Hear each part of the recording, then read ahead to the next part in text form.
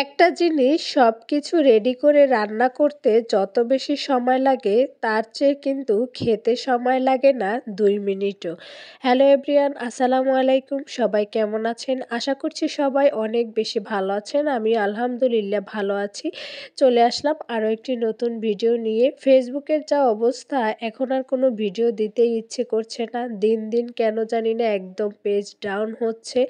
একদমই ভিউ কমে গেছে। মাঝখানে হচ্ছে ২ মাসের মতো পেজে ভালোই মোটামুটি ভিউ ছিল। কিন্তু এখন কয়েকদিন ধরে এমন অবস্থা হয়েছে, ফেসবুকে কি হয়েছে আল্লাহই জানে। ফেসবুক কিন্তু খালি দিন, দিন মনে হচ্ছে ডাউন হচ্ছে। না ওদের আপডেটই মনে হয় যেন শেষ হচ্ছে না।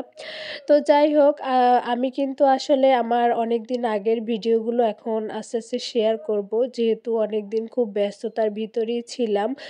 আর আসলে অলসতার জন্য কেন জানি না ভিডিও একদমই এডিট করতে ইচ্ছে করে না। আর তার থেকেও বড় মানে ঝামেলা মনে হয় ভয়েস দেয়া।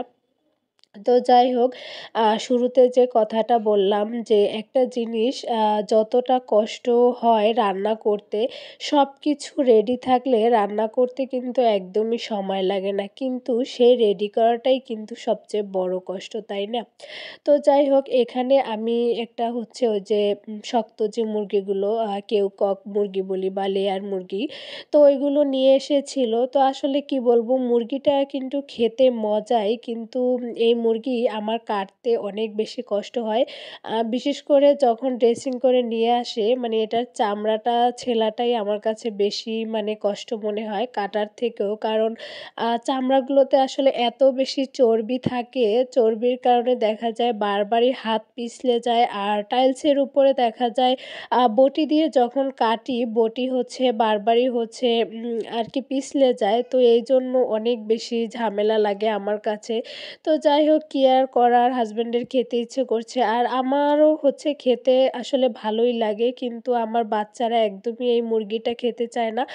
যেহেতু এটা মাংসটা একটু শক্ত, শক্ত থাকে, আমার ছোট মেয়েও খায় না, আর হচ্ছে বড় মেয়েটাও সেরকম খেতে চায় না। তো আমাদের বাসায় এই কারণে হচ্ছে এই মুরগিটা একটু কমই আনা হয় বলতে গেলে। বেশিরভাগই হচ্ছে পাকিস্তানি যে মুরগিটা ওগুলো আনা হয় বা দেশি মুরগি এটাই। তো আসলে বাসায় মেহমান ছিল, তো দেখা যায় ওগুলো তো ছোট মুরগি, তাতে রান্না করলে হবেও না। তো এই কারণেই হচ্ছে এই মুরগি আনা হয়েছিল, বেশি করে যাতে মাংস হয়। বা আর বেশি মানুষ থাকলে কিন্তু এই মুরগি না রান্না করলে পোষায় না। তো যাই হোক, আমি হচ্ছে এই মুরগিটা সবসময় গরুর মাংসের মতো একদম হাতে মেখে রান্না করি। তো এটা হচ্ছে আমি মেরিনেট করে রেখেছিলাম। তো মেরিনেট করে রাখার কিছুক্ষণ পরে আ আ একপাশে হচ্ছে পাবদা মাছ রান্না বসিয়েছিলাম, আরেক পাশে করলা ভাজি করলাম। তো এই দুটো হওয়ার পরে হচ্ছে আমি মাংসটা বসিয়েছিলাম। তো যাই হোক, তারপর হচ্ছে আর ভিডিও ক্লিপ নেয়া হয়নি। যেহেতু খুব ব্যস্ততার মধ্যে ছিলাম। তার এই যে দেখেন, বাড়ি থেকে হচ্ছে এগুলো নিয়ে এসেছিলাম। একদম ছোট, ছোট ২ টা জাম্বুরা, এত ছোট জাম্বুরা আমি কখনোই দেখি নাই। তো আমার শ্বশুরবাড়ির গাছে ছিল। আর এই যে দেখেন, একদম আমি হাতের তালুতে নিয়েছি। তো যাই হোক, অনেক মিষ্টি ছিল জাম্বুরা ২ টা। তো আজকের ভিডিওটা আমার এই পর্যন্তই। আল্লাহ হাফেজ।